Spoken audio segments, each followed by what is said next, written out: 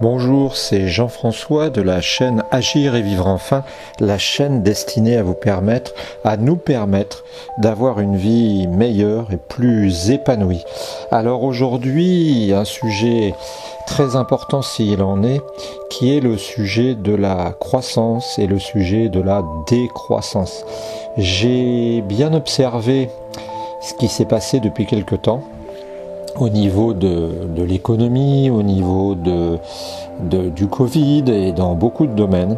Et je me suis aperçu qu'en fait, l'homme existe, se définit entre deux extrêmes qui sont d'un côté ce qu'on pourrait appeler la croissance telle qu'on la connaît, avec toutes ses dérives, c'est cette société qui fonctionne à 1000 à l'heure, qui ne prend pas le temps de réfléchir, qui donne la part belle aux entreprises et aux structures qui contrôlent le monde. Et puis de l'autre, tout simplement la tendance un peu Pierre Rabhi, c'est-à-dire vivre avec peu, sobriété heureuse. Et en fait, je pense que, à bien l'observer, cette posture, ce fait qu'il y ait deux branches, là, l'une en face de l'autre, qui paraissent ne pas être conciliables, peut être quelque part une source de malaise. Particulièrement, entre autres, chez les jeunes, dans la manière dont ils doivent se situer. Je le répète à l'envi, mais il fut un temps où les jeunes n'avaient pas des milliers de solutions. Il fut un temps où la société était tellement figée, était le produit de tellement d'habitudes, le produit de tellement de conventions, que la personne n'avait pas tellement le choix. Il fut un temps où, quand on naissait dans la classe moyenne, on devait essayer de faire le métier qui paraissait le métier que les parents auraient voulu qu'on fasse. C'est pour ça que dans mon cas, entre autres, mes parents, par exemple, m'auraient bien vu ingénieur parce que ça représentait, non pas le summum, mais on va dire ce qui, pour eux, était le modèle. Aujourd'hui, les choses ont fondamentalement changé parce que les métiers sont de plus en plus nombreux, de plus en plus divers. Certains meurent très rapidement, d'autres naissent. Et aussi parce qu'on accorde une grande valeur au sens du métier qu'on fait. Il fut un temps où la valeur était plutôt une valeur en rapport avec l'estime que les gens y portaient, qui n'était pas nul, qui n'était pas basé sur une fausse idée, puisque par exemple le métier d'enseignant, le métier de médecin étaient des métiers, on va dire, bien reconnus et bien cotés. Et c'était normal quelque part, mais disons qu'avec les habitudes, les choses ont beaucoup changé et les lignes ont bougé. J'ai entendu, voilà quelque temps, une de mes amies qui me disait qu'en fait, elle connaissait une famille qui était catastrophée parce que des enfants dans cette famille avaient fait médecine, avaient réussi à avoir leur PACES, donc l'examen pour commencer la formation de médecin haut la main, la première fois, ce qui est quand même un exploit, et que ces personnes avaient arrêté. Parce qu'ils n'avaient pas perçu le sens de leur travail et qu'ils voulaient se diriger vers plutôt l'enseignement. Et en fait,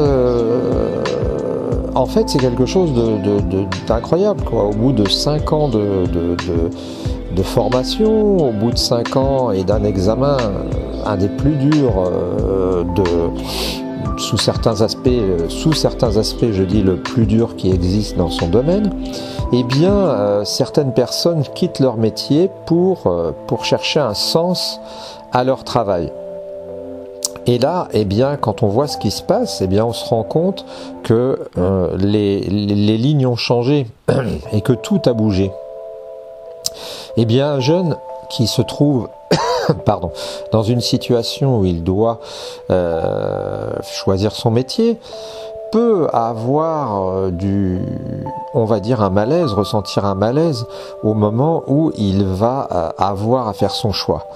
Parce que il peut se sentir tiraillé entre d'un côté une société et des modèles de métiers qui finalement privilégient la croissance, privilégient l'économie à tout va, privilégie presque le cyber-trading, hein, vous savez, le trading à haute fréquence, privilégie la haute finance, avec les risques que ça comporte, hein, des écroulements carrément de la société. Et de l'autre côté, eh bien, cette personne pourrait avoir envie de prendre le maquis et puis de simplement, en exagérant, vivre avec ses chèvres dans le Larzac. Alors, quelle peut être finalement la réponse par rapport à cela? Eh bien, après avoir quand même pas mal lu, après avoir quand même pas mal réfléchi, on peut raisonnablement dire qu'on peut profiter des deux à la fois. Hein, sans vouloir faire du greenwashing, hein, cette attitude qui consiste à vouloir utiliser le côté écolo et bio, etc. pour s'en servir, etc. Faussement, eh bien on peut se dire raisonnablement que les deux ne sont pas incompatibles.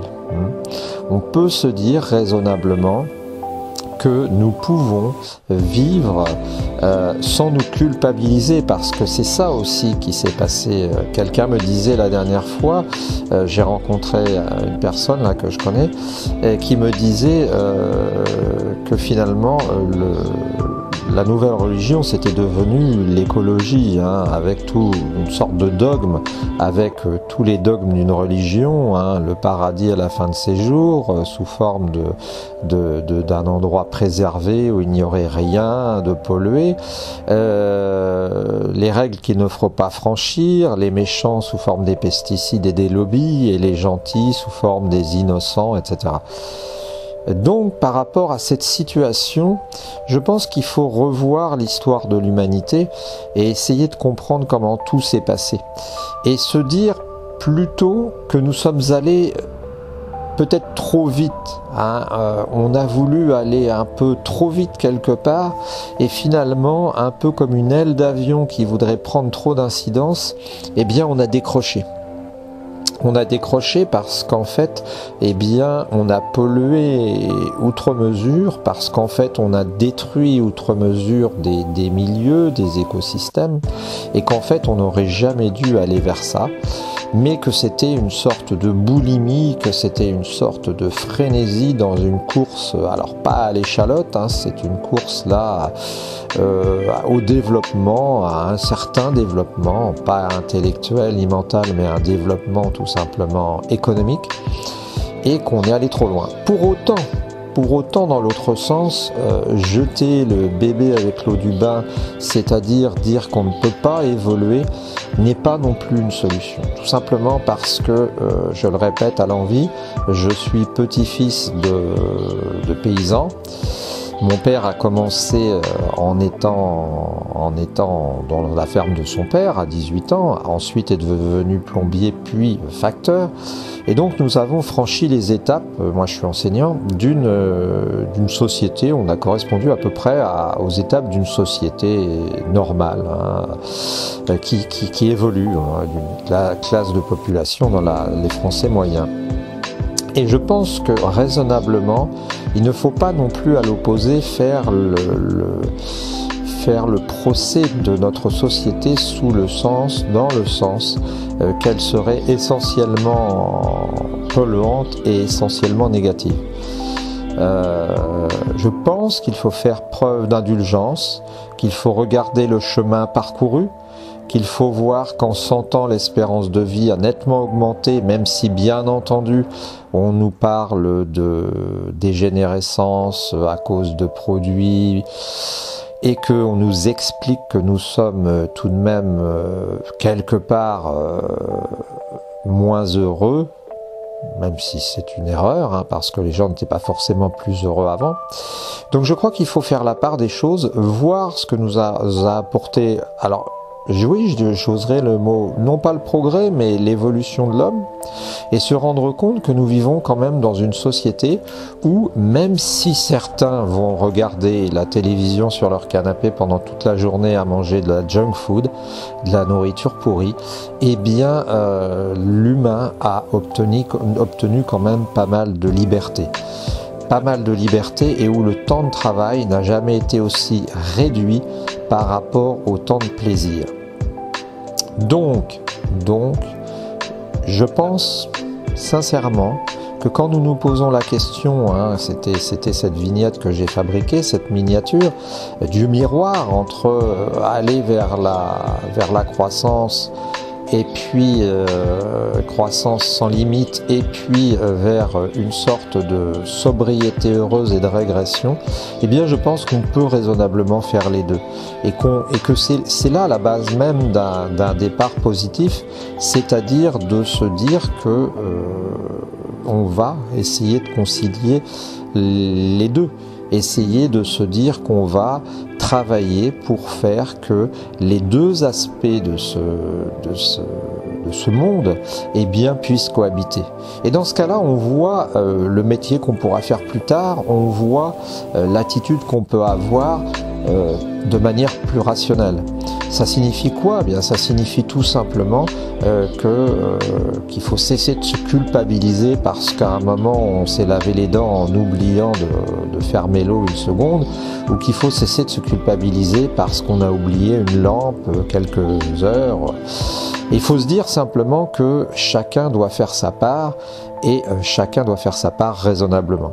Je pense que c'est vraiment le moyen d'être, si ce n'est bien dans sa tête, au moins mieux dans sa tête, et de pouvoir progresser, évoluer et vivre plus sereinement. Voilà, j'estime avoir fait le tour de ce sujet. Je suis toujours disponible pour des remarques. N'hésitez pas à mettre un commentaire, puisque ça pourra nous permettre d'évoluer, de continuer notre réflexion. Et surtout, abonnez-vous et mettez un pouce pour nous permettre de continuer. Je vous remercie. Bonne journée à vous.